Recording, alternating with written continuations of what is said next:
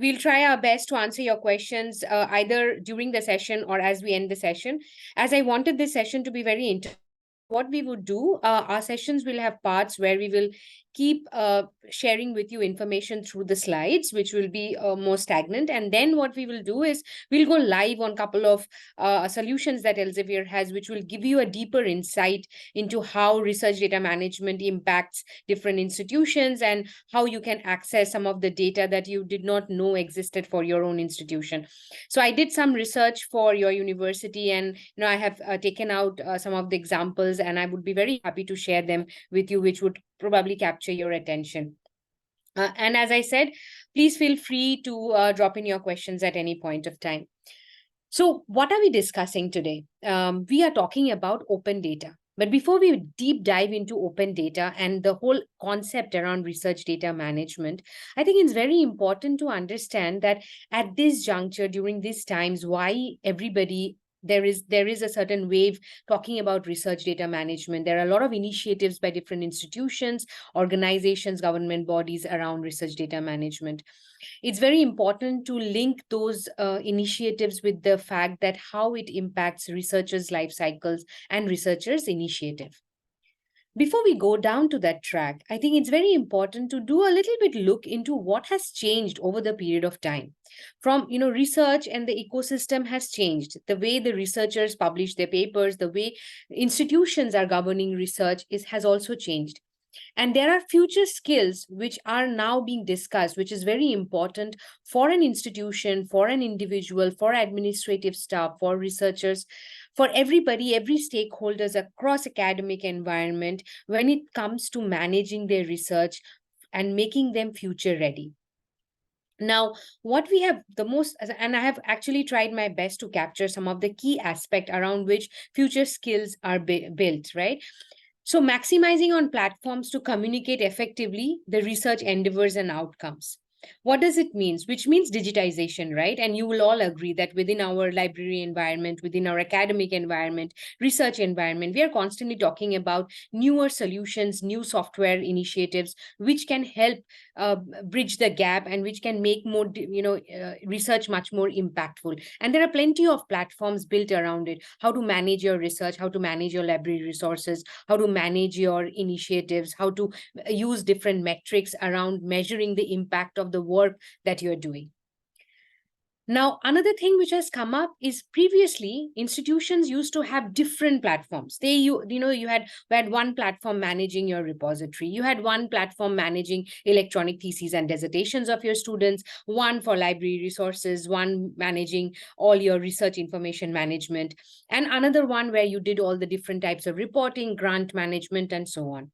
Over the period of time, you'll realize that the idea is how to integrate all these platforms into one monolithic solution, which means that institutions doesn't have to use different energy, different effort in managing individual platforms. Rather, how do you bring all that effort together in managing a single platform, which will give you the same result and which will help you to address all those individual needs.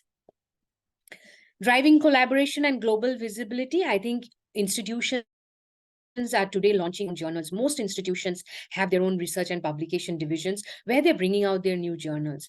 And managing regional journals is in itself a huge task, right? And one of the milestones that every journal wants to achieve is how to make those journals indexed in globally accepted databases.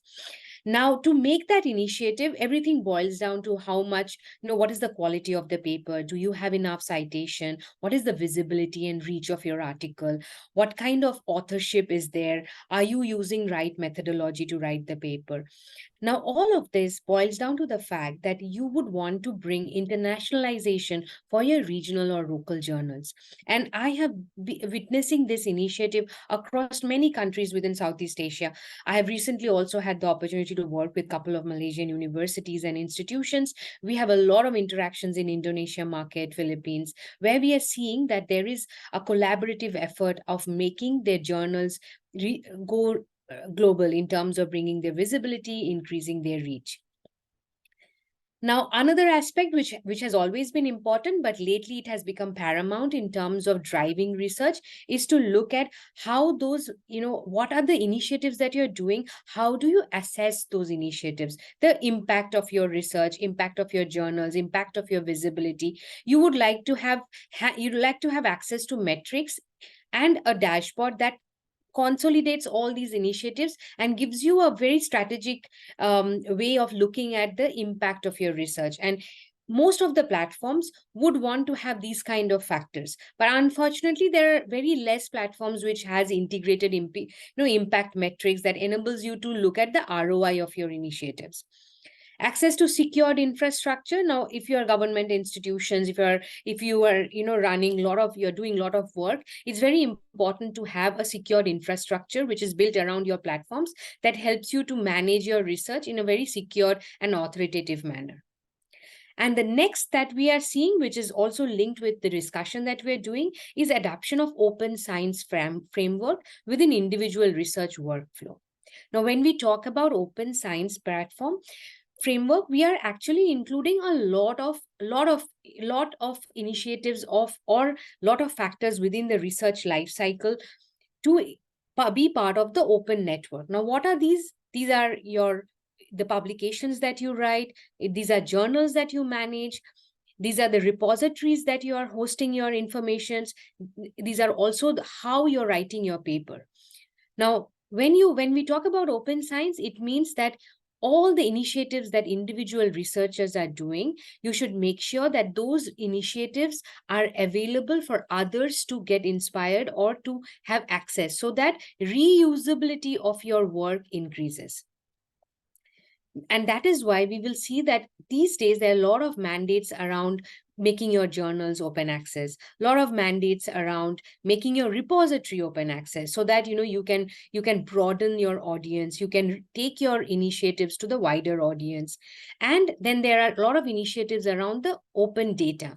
Previously, all the data that actually created your research work was not open. People used to do that and keep it somewhere in the file, and we saw the problem with it. When you do a lot of research which are going to impact the society, you want to cut down on the time which is involved in reusing those data, right? So when you do your research, you want to make that the data which is creating your research output should be available for others to refer or to reuse, so that they can cut down on that time of duplicating the work that the individuals have done. And today we will focus more on the data. We'll talk about more on the data part of the open science framework. I will take a quick pause as I move to the new slide. If you have any questions or any doubt around this quick key areas that I covered when we talk about the future skills that needs to be harnessed for researchers.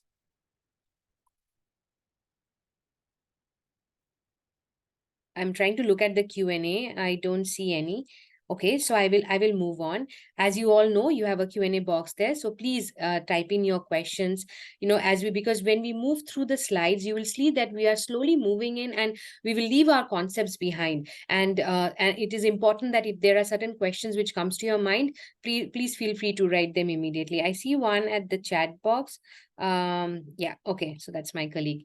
Now, as a research institution, there are certain things that you need to prepare when it comes for open data for future. You need to meet funder guidelines, which is the fair data principle, which is your data needs to be findable, accessible, interoperable, and reusable. When that is the fair data we talk about.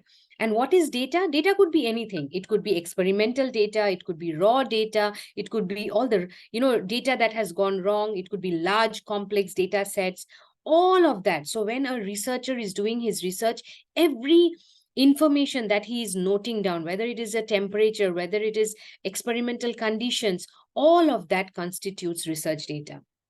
And when it comes to managing reusability or storing your research data, it is important that the institution should follow the guidelines of fair data principles. Institutions also should have mechanisms to store, archive, and preserve research data. All institutions are being encouraged to have the best practices of research data management to have greater impact across the research ecosystem. Now, sharing data also enables collaboration, and you bring in new projects. With new projects comes new funding, and with new funding, you build more research work, right? And all of this impacts the institution's ranking and institution's branding. Showcasing data outputs for impact and reporting. It is not just enough that you're storing and archiving your data sets. It's also important that your data sets need to be out there, openly available for collaborative work. When you do that, the impact of your research increases.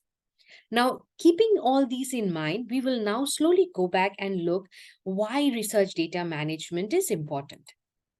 Right? Why are we talking? Now, I slightly touched upon it. I said that, today the environment is such, the policies, the government initiatives, all of that constitute in making us aware that it's very important to be mindful of how we are managing the research data that is coming out from the research initiatives of my university. Now, there are three trends which are coming together, which is leading to the acceleration of research data management practices. One is computational, right? So today we are talking about faster, easier, more computational methods of doing science. Now, all these coming of age of analytics, they are yielding new layers of insight on the same data, which means the way I have gathered my data, how I build my insight for that data, when I share the same data out for collaborative work, some other peer researcher might look at the data and derive a different insight. And it is so important that because the conditions are changing constantly, it's very important with the environment to match steps with the environment to talk about sharing of data and research data management. Now, keeping in line, we are looking at the funding bodies and institutions. They are coming up with different mandates. And I'm sure all of you are aware because we do hear a lot of initiatives that from the Malaysia we are talking about, where we see that there are mandates around fair data principles, right? Which is also followed by institutions. We are looking at we are looking at funding bodies, whether it is Bill and Melinda Gates Foundation, whether it is Australian Research Council. They have put down data sharing guidelines and principles around which they want the research to be shared. And third most important is researchers. There is a trend among the researchers in looking at research data management. Researchers were the first who had an objection of sharing in the earlier days. Now, if you look at the trend, one of the survey that we did, we see that, starting from 2006 and 2018, number of the UK institutions who are adapting data management policies have greatly increased. We started from nowhere, and today, it has gone more than 200, but at 2018, we had more than 70 institutions who had already adapted data management policies. Now, when we look at how often researchers have made their data openly available, we see that there is an increasing trend where researchers are now being open to making their research data available. Some could be because they are aware the impact of it, and some because where they are publishing, the publishers have a mandate in place where they're encouraging the researchers, along with the submission of their research paper, to also include the data related with that research paper being submitted. Now, we also did look at data citation. Now, you know that how research publications have citations. Data citation is also growing and increasing its impact. When you look at over the period of years, number of researchers who believed in the importance of researchers is slowly increasing. We started with, 64% who valued data citation, as more than the article citation. Today, we are more than 80% who are actually believing that data citation is important. In the following slides, we will look at why researchers do that. What has made the researchers shift their paradigm in terms of thinking why sharing of data is important, why citation of the data is important. And because why the researchers' thinking has changed, how institutions need to adapt themselves to create an environment and an infrastructure to support the researchers' work. Now, I told you that, the research data has become a high priority, and there are funder policies, publications, publishers policies, and government strategic agendas which are changing, which are, they're laying out new policies and principles, whether it is National Institute of Health, we also see in Malaysia, in France, in US. And when we look at the data, publications with data are growing fast. So today, when we start, where we look at the publications which come tagged with the data sets, we see that a lot more number of publications are out there which has included data sets in it. Whereas previously, people only used to publish the research finding, not the data sets around it. So there is a shift in the in the thinking and in the policies and in the initiatives that researchers are doing. This is another example. This is from Australian National Data Service. They've clearly made it, visible in their mandate. They say that researchers to consider reuse value of the data and to make reasonable steps to share research data and associated metadata arising from NHMRC supported research. Which means that if you're publishing using funding from NHMRC, when you are publishing your paper, you have to share the research data with it. This kind of mandates, when governs the work of the researchers, they are bound to share research data, right? And that means that there are more and more research data around us, which are being deposited either in the subject specific databases globally available, or they deposit in the institutional repositories or with the publishers.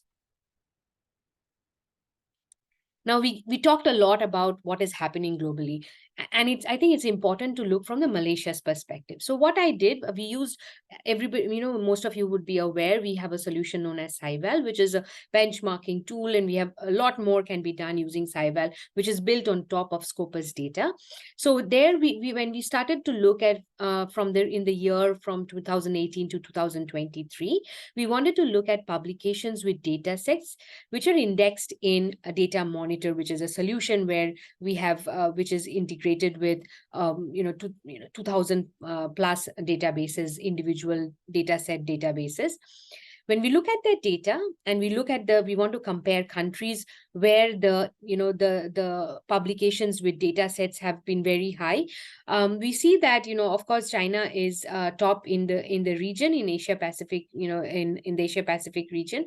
And then we have Malaysia, which is ranked 12 when it comes to research output which is being published with the data sets. And within Malaysia, when I try to look at the institutions, which are the top institutions and how many scholarly output is out there with data sets, I see that, University Sense Malaysia ranks second with 255 scholarly output, which has got published with data sets which are being indexed in Data Monitor. Any questions on this? If not, we'll move to the next slide. Once again, please type in your questions. I think the more question you will ask, I'll also get to learn. We will also cover a lot more topic around this subject if you ask more questions from the insights that I'm sharing in my slides. This is again taken, trying to show you that, how publications with data sets are growing fast over the period of time. And also on the right side, you will see that we have more and more publishers which are laying out the guidelines around which the data needs to be shared. Elsevier, of course, we have our own research data guidelines. You'll be able to see it on the sites on our Elsevier website, where we provide specific guidelines on how we support open data, how we support open science, how data is being shared. And we have other publishers which are also coming on board, where they are focusing a lot and trying to encourage people to share data when they're publishing, right? We have journals which are laying out research data policies. So EPJ journal has clearly said that we encourage authors to ensure that data sets are either deposited in publicly available repositories or presented in the main manuscript or additional supporting files wherever possible. We also have same mandates when it comes to sharing of data, making the data accessible for openly available for other researchers. We also see Bill and Melinda Gates Foundation have also laid down those funding guidelines. At Elsevier, we are also implementing data guidelines in terms of research data policies, and for every journal, we have different guidelines when it comes to research data. While we encourage and we are requiring you to take certain actions in terms of sharing your data, the different guidelines are there abiding individual journals that we publish. Now, in terms of research data management adoption, as it is growing fast worldwide, you will see that all the publications, which means these are all the publications which are happening, which is including of data sets and publications without data sets, the growth is 5%. But when you look at publications with data sets, there is a steep increase in terms of those publications increasing from 2013 onwards with a growth rate of 21%. So this gives you an idea around the trend that is building globally when it comes to managing the research ecosystem and the research initiatives that different institutions and researchers are taking. And publishers are not leaving behind. It's, different publishers, all of them are slowly gearing up when it comes to adapting the open data policies and how they're lining it up for the research publications guidelines they're setting up for their sites. Now, we talked about the institutional bodies, we talked about statutory bodies, we talked about funding bodies, and the guidelines and the principles behind it and what is making them mandate. But most important player within this open science framework are our researchers. And our researchers' mindset has clearly changed. When we did an analysis and a survey, we found out that more and more researchers are starting to believe that the more they share their data, the more they attach their research data with their publications, they bring better visibility for their own work. Now, all of this, which is increased visibility, influences higher citation, right? And higher citation brings up higher H index for individual authors. So authors are able to see a value that how sharing their own data will bring a positive impact in their own research initiatives. And we have done one survey which was done with Elsevier and Leiden University, where we tried to rank which circumstances would motivate the researchers to share their data. We see that on the top, at the top, we have that they believe that sharing their data will increase impact and visibility of their research. And then 13 number is, some of the researchers still believe that they have their reservations in terms of sharing their own data.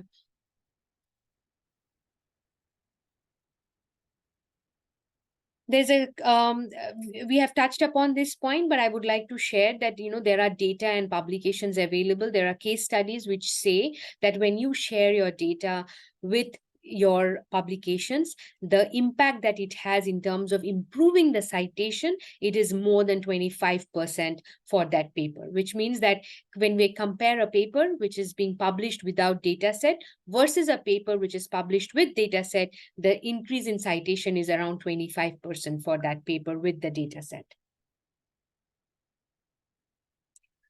Now, we covered a lot. We gave a lot of information around the idea behind research data, the importance. We are now moving into our next topic, where we are now going to look from the lens of an institution.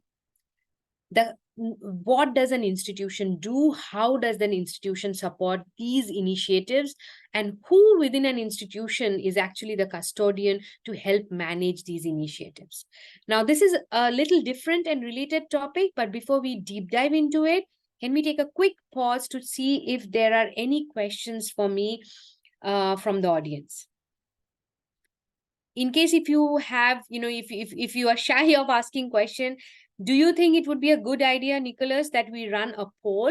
I know I'm taking you on the spot here, but we did not create any poll, but can we do something on the fly and share with the audience to see if they would like to give some comments?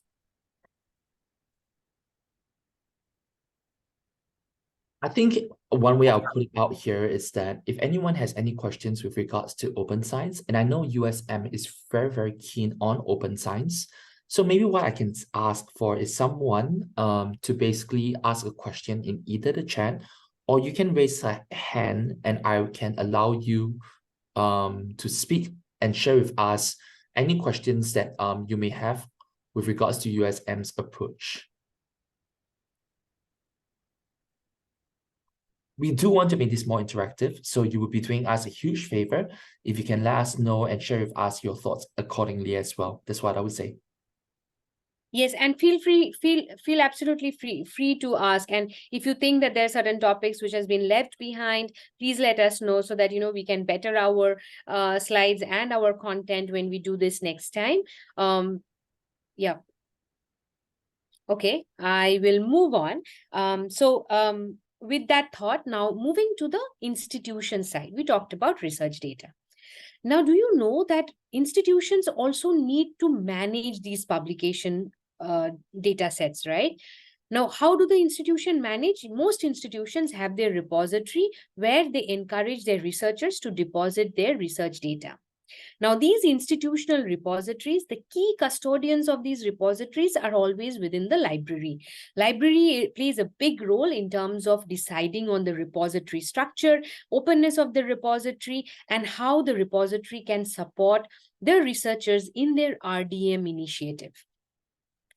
Now, when the in universities, repositories, university libraries take that initiative, and when it started, and we work with a lot of libraries globally as well, we have found out that most university libraries do not have access to the research data. When they go out to collect and aggregate the research data of their university in the library, they realize that not a lot of these research data are not available. And when they and the amount which we found out is that 90% of the research data are available externally on external databases. This could be, publishers own database, this could be subject specific databases, this could be, other open air fair guideline principled databases, but only 10% is available to be deposited within the university repository, which makes the task for a library very difficult, because with access to such limited data, you would not be able to do the research data management justice. Right.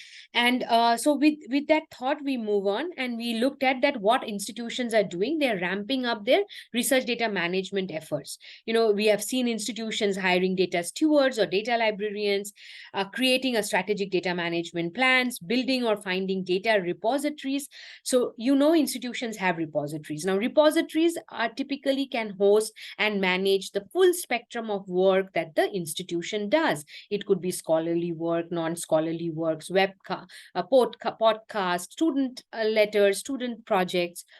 But sometimes these repositories does not have the features and the functionalities to support hosting of data sets, because data sets are in itself a complex material and it can be of different types.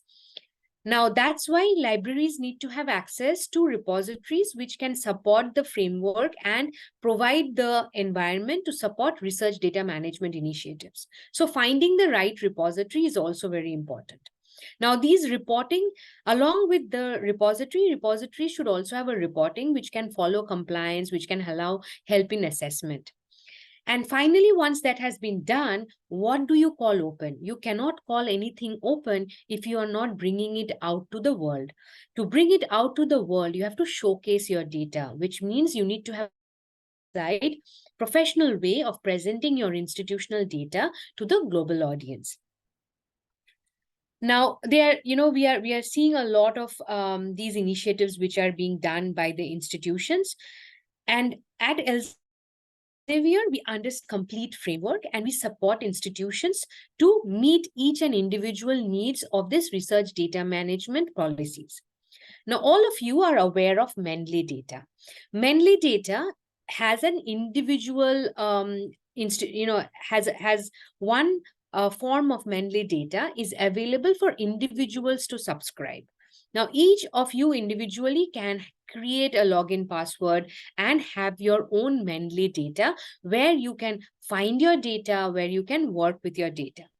Now, this Mendeley Data does not allow institutional subscription, and it also has very limited capacity, which means it only allows 10 GB of data to be held, and it doesn't allow your data to be collaborated with, which means if I, as a researcher, open a Mendeley Data account, I can only store a certain part of my research data, not the full. And Mendeley Data is freely available. And I believe most of you are aware of Mendeley Data. Now, along with Mendeley Data, we have something where we provide our guiding principles followed by Digital Commons, which is our repository solution, and we build something known as digital commons data, which is cloud hosted, which allows institutions for subscriptions, which helps you to share, manage your data. And I'll soon take you live on the digital commons data site to help you understand how we manage the data. Now, all of these data that we are talking about in Mendeley data and digital commons data are data which are being shared. Now, remember I told you only 10% of your data is available to you. 90% of this data of your researchers are in a dissipated format available in multiple platforms. Now you need a platform which is aggregating all of those data from these diverse individual data bases into one place. And Data Monitor allows you to do that. Data Monitor allows you to harvest data sets, pull them together, and then filter it and show you. And I will show you Data Monitor as well, and I'll show you your data, right? And at that point, I believe you will be able to help me with some questions to, also to let me know, how accurate all of these are. And then finally, when you have all of that, you need a showcasing site. We have our own research information management system, Pure, that enables you to showcase all of these findings into one place. Now, we look at how digital commons data helps. At this point, what I will do is I'm going to go live on the site to help you understand how digital commons actually helps you to, it helps you to create a project, inviting collaboration for a project, assigning permissions to collaborators, sharing an existing data set, creating a new shared data set, and you also can delete your project. So we will go live on the site now.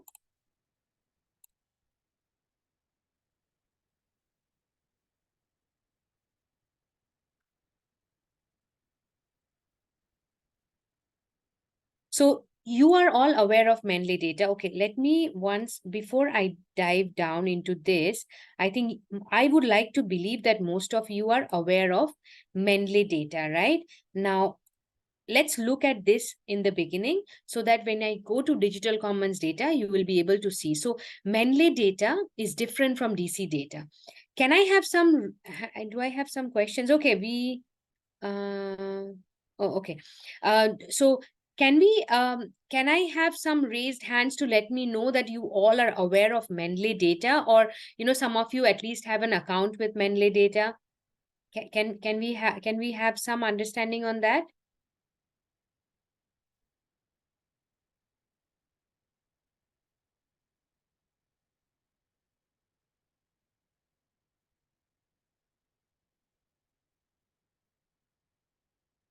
Nicholas, I believe you raised hand that you have a Mendeley data account, right? Not to ask a question. Yes, that would be right. Yeah.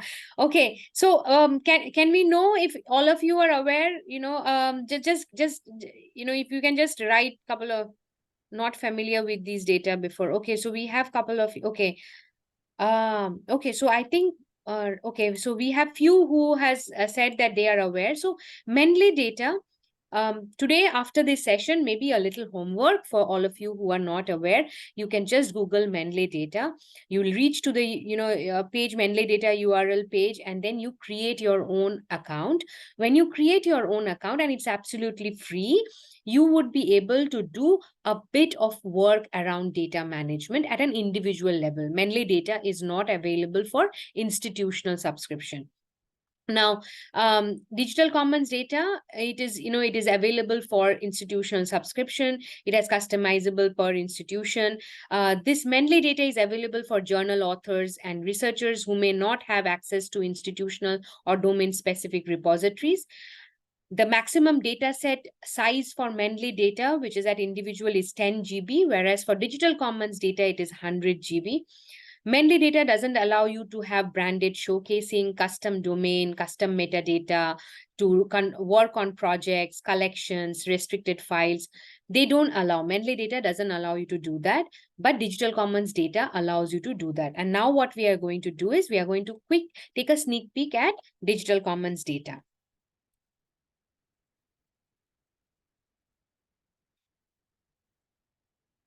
So here I am at digital commons data. Now, when you look at this data, so here I have an example of a data which is available on digital commons data. You can see the details of the data are here. So it's a publications, the description of the data is here. We also have the Plum metrics integrated. Plum is a metric that allows you to look at citation information. It allows you to look at social media impact information. So you have all the data. So you can see that for this data set, which is being hosted in the DC data, you can look at the usage, you can see the downloads, you can also see the views. So this PlumX is integrated. You can see the different version, you can have versioning date. You can also look at the site, how you can cite this data. You can also see that the previous version of this data set is also being stored, and you can look at the version here. Along with the data sets, this data set that we are looking at, it is a very large data set and a complex data set. And then you can see that you have all the additional files which is also being linked with these data sets, and you can download this 22 KB file here. You can see that it is tagged with the university, what is the category of this data set, whether it is associated with any funding, it has any computational modeling. And then you have patents. You can also see associated sample data template and all other details. The publications, you can also look at other details, metadata, which is associated with this particular data sets. You also have a Creative Commons license here. Now, say, for example, I want to find a research data. I click here on Find Research Data.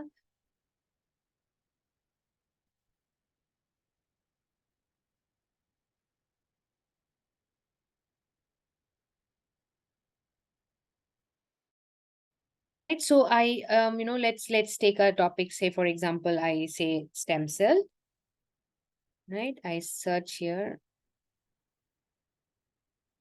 Then I have 66 results. I can see what the published date. I can look at all the types of the data which are here, whether it is text, data set, file set, tabular data. I can see the federated search option on the left side of the screen. I can look at the data, what is the source type? It is coming from the data repository.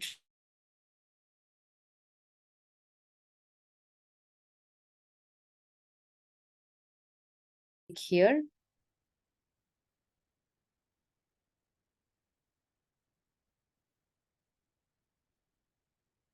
Sorry about that.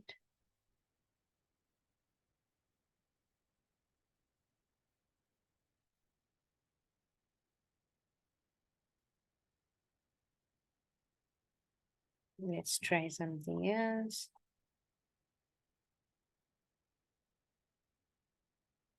So these data set which is available is coming from another data repository, and I'm being taken to that data repository to look at the data. So this is a pictorial graphical data which is there, which is being stored in the DC data available.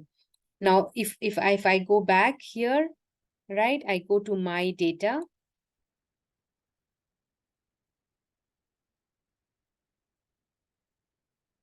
So now I am here where I want to create my own data. I can create my own project. I can create my new collection. I can create a new data set. So if I look here, so for example, I have a test data which I created. I can see when I last updated it. I click on the test data here.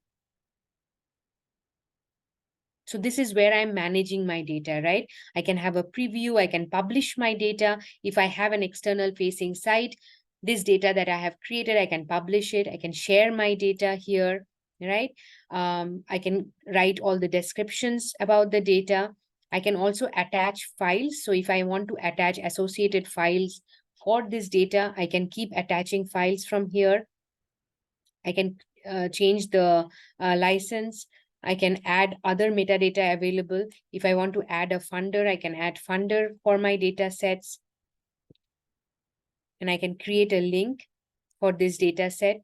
And then I can also do contributors. So for example, if I'm doing a collaborative work, I want that for this research data management, this particular data set, I want to work with more people so that, both of us from the same institution or from a separate institutions, we can collaborate on a specific data, we can do that. So I can add a contributor. I have to add email address and I then add the contributor. When I do that, I can work on projects, right? This way. So this is one of the data that I shared, which which was created. Now, if I create a data, say I want to create a project, right? I create one project, I title it USM. Then I say it is for testing purpose, right? Then I create this project here.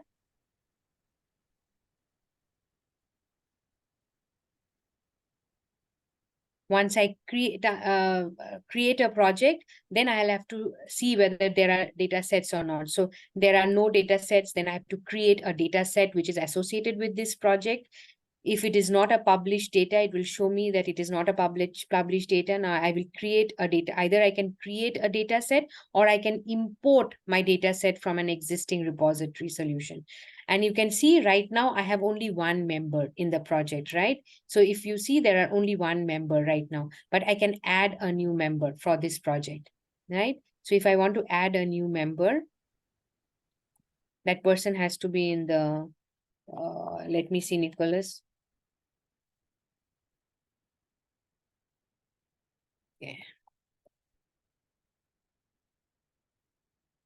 Let me see.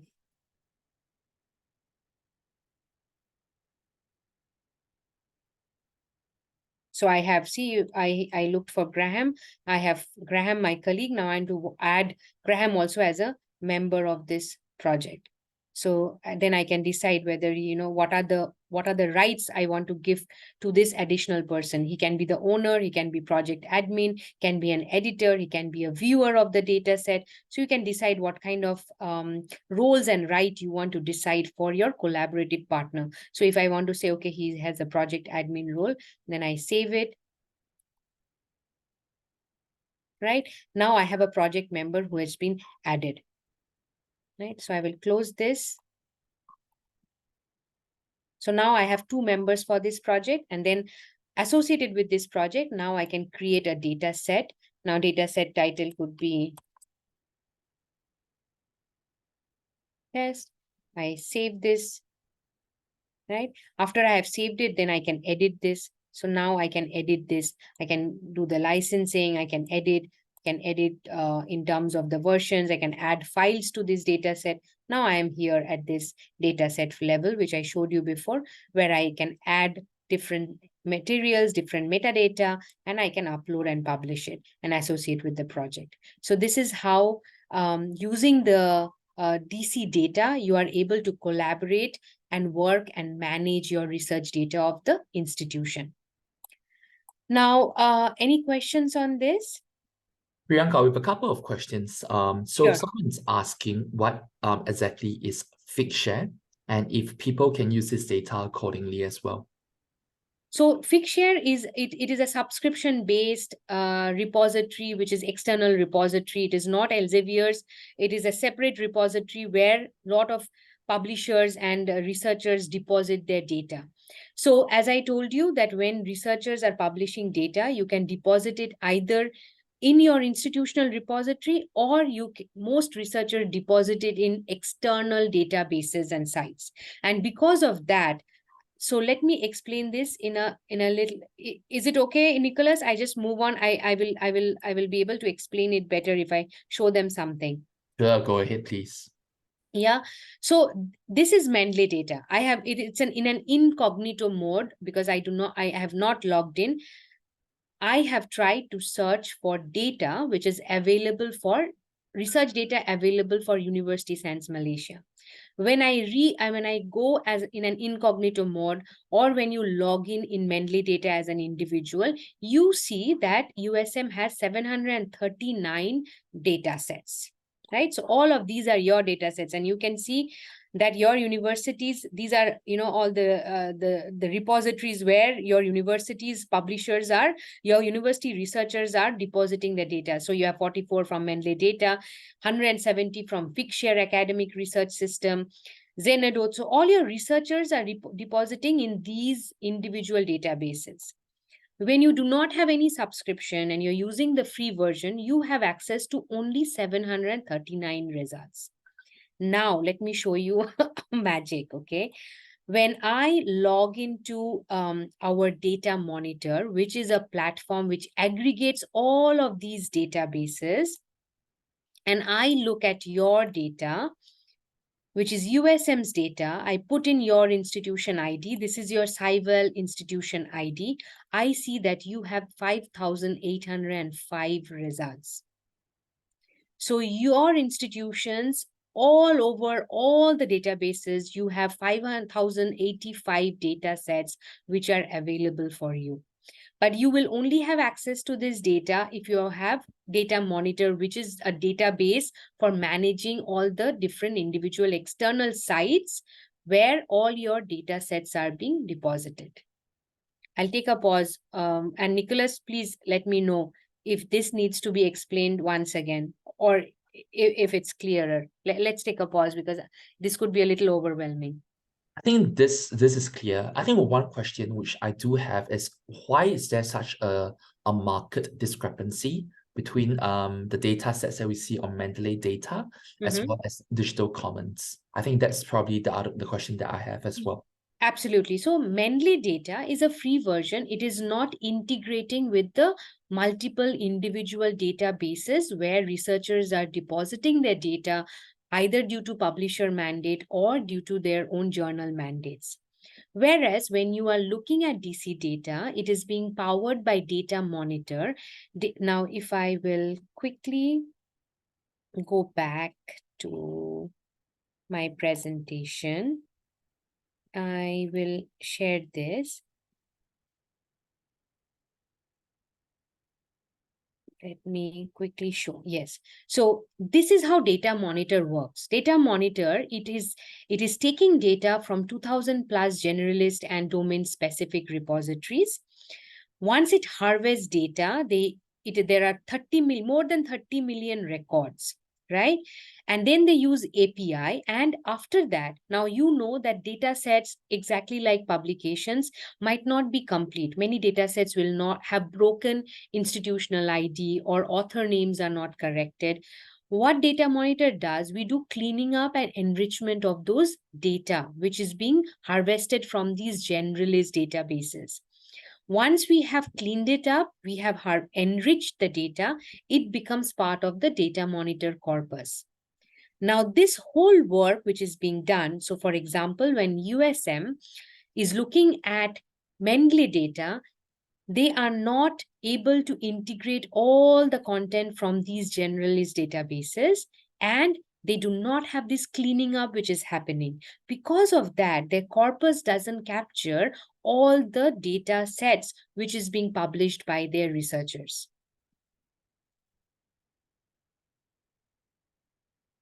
Nicholas, have I been able to address? Yes, I think this is clear. Thanks a lot for sharing. And today I learned something new as well. Thanks a lot for this. Thank you, Nicholas. So we will quickly show you a use case, okay? An example, a case study of a institute which is using a very sophisticated data management policy. And we have a case study after this. When we write you back after the session, we will also attach that case study for you to read. But a very snapshot of that case study. This is from University of Canberra. Right now, University of Canberra had an issue in terms of having access to the data. The data was not complete, it was not synchronized, the publications were not openly available, and they wanted to create an internal integrated system, a workflow where they would be able to manage everything. Now, from the words of Dr. Kyle Hemming, who is the e-research analyst of Canberra University, he says that in all my engagements with researchers and related academic staff during the rollout of this integration project, one thing that stood out as the relative lack of awareness about responsibilities and risk pertaining to research data. It can also be a laborious process, and for time-poor researchers, it is often seen as an additional administrative burden. So because of this, they need to create a workflow and architecture where they will be able to have, the project has resulted in the creation of an end-to-end streamlining of the research data management, enhancing of the data governance, and integrating the system. They have able to deliver seamless experience that helped reduce administrative burden for researchers. So what they have, they're using the DC data to capture all the, data monitor to capture all the data. Then they're using the DC data where they're able to showcase their published data, and they're using Pure as their CRIS system where they are managing their research information management system. Infonetica is used for their ethical review, which is used for award management purposes, and they use the Boxed for automatically creating data management plan where they are storing all their large data sets and they can download from those cloud based databases into their data DC data platform. So this is a very, very small version. We have a 3-page case study which is built on research data management. We also have a white paper, which is like a 10-page paper around research data management, where we spoke with data stewards globally, understood different universities' initiative and captured them all together to identify best practices around data management so that all institutions can learn from each other. I think, we have almost come to an end of our session. I would like to see if there are any more questions, if you have any more follow-up questions that you want me to cover so that, I can give you more information. I would like to encourage all of you, and I'm very, very thankful that you all bared with me for this last 1 hour with the session. It can be a bit overwhelming, but it would be wonderful to hear from you guys as well. Please raise your hand and Nicholas will, unmute you, and you would be able to come on the screen and talk to us and let us know your, it doesn't have to be a question. It can be your thought, your feedback. All is welcome. Personally, for me, I don't get a chance to see digital comments very often. So thanks a lot, Priyanka, for sharing this with us as well. And also more or less highlighting its various use cases as well as the technologies behind it. I think this definitely gives me a lot more additional insights. I would say that probably the information here is quite dense. So I would say that if any of you have any queries, right, do feel free to write into me or to Priyanka, and we'll be very happy to address your queries respectively after the session itself. So what you have Priyanka's email as well as my email over here. So do feel free to reach out to us. On our part, we will be sharing the recording as well as the slides over to you. And I think Priyanka, you mentioned about the case study, right? Yes, absolutely. I'll share that. Yeah. Yeah, so we'll share all of this information with you so that you can go through all this information. And yeah, if you have any more queries with regards to digital commons, to DC data, to data monitor, then do feel free to let us know. We'll be very happy to address accordingly. Priyanka, any last words from your side? No, thank you. Thank you so much, everyone. We will keep the communication going through email, and feel free to connect with us. And I know I completely understand why you do not ask question. If this is a topic which we are addressing for the first time, this could be overwhelming.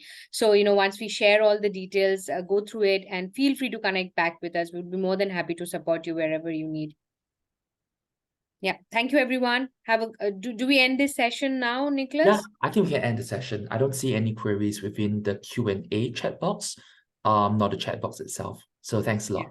Thank you. Thank you so much. Yeah, bye. Thanks a lot, everyone. Take care.